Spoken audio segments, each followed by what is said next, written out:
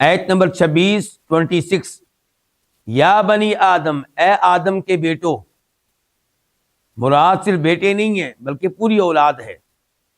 یا بنی آدم، اے آدم علیہ السلام کی اولاد، قد تحقیق انزلنا ہم نے اتارا ہے، علیکم تم پہ، لباسن ایسا لباس، یواری جو چھپاتا ہے، سوآتکم تمہاری شرمگاہوں کو.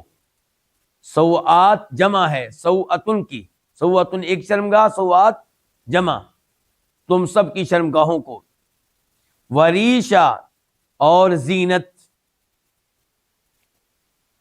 ولباس تقوی اور تقوی والا لباس، تقوی کا لباس، پرہیزگاری کا لباس. ذالک خیر، یہ سب سے بہتر ہے.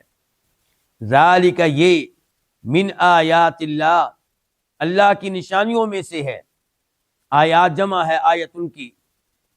لعلہم یذکرون، تاکہ وہ نصیحت حاصل کریں.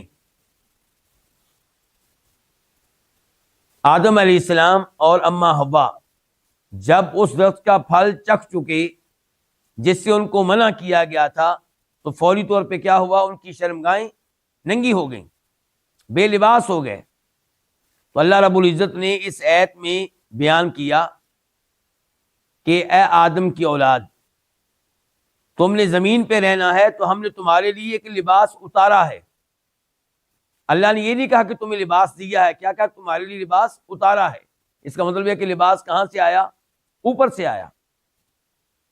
کیا مطلب ہے اس کا؟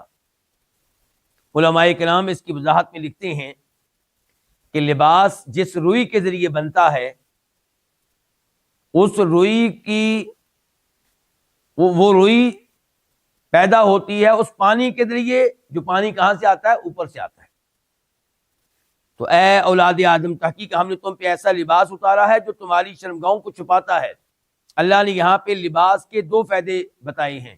نمبر 1 شرمگاہوں کو چھپاتا ہے، نمبر 2 وریشا، اور یہ زینت کا باعث ہے. انسان یہ پہن لے تو خوبصورت نظر آتا ہے، اگر انسان نہ پہنے تو معیوب نظر آتا ہے. یہ لباس ہمارے کئی پردوں کو چھپا لیتا ہے، خوبصورتی کا باعث بنتا ہے.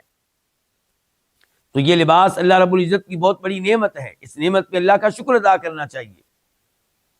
اسی لیے لباس پہنتے ہوئے کیا دعا پڑھنی چاہیے؟ الحمدللہ الذی کسانی ھذا ورزقنیہ من غیر حول منی ولا قوہ. تمام تعریفیں اس اللہ تعالیٰ کے لیے جس نے یہ لباس مجھے پہنایا اور مجھے یہ رزق بغیر میری کسی قوت کے دیا. لباس کے اور بھی کئی فوائد ہیں. اللہ تعالیٰ نے اہم ترین 2 فائدے یہاں پہ ذکر کر دیے ہیں، ورنہ انسان اسی لباس کے ذریعے سردی سے اپنا بچاؤ کرتا ہے، اسی لباس کے ذریعے گرمی سے اپنا بچاؤ کرتا ہے، اسی لباس کے ذریعے انسان کئی زخموں سے، کئی بیماریوں سے محفوظ رہتا ہے. وَلِبَاسُ تَقْوَىٰ ذَٰلِكَ خَيْرٌ، اللہ نے پہلے ظاہری لباس کا تذکرہ کیا، اب معنوی لباس کا. اللہ نے کہا کہ ایک لباس وہ ہے جو نظر نہیں آتا، یہ معنوی لباس ہے. اس کی اہمیت پہلے لباس سے بھی بڑھ کر ہے. یہ تقویٰ کا لباس ہے، یعنی کہ ایمان، عمل صالح، پرہیزگاری، اللہ کا ڈر، اللہ کا خوف. تو اس لباس کا اہتمام پہلے لباس سے بڑھ کر کرنا چاہیے.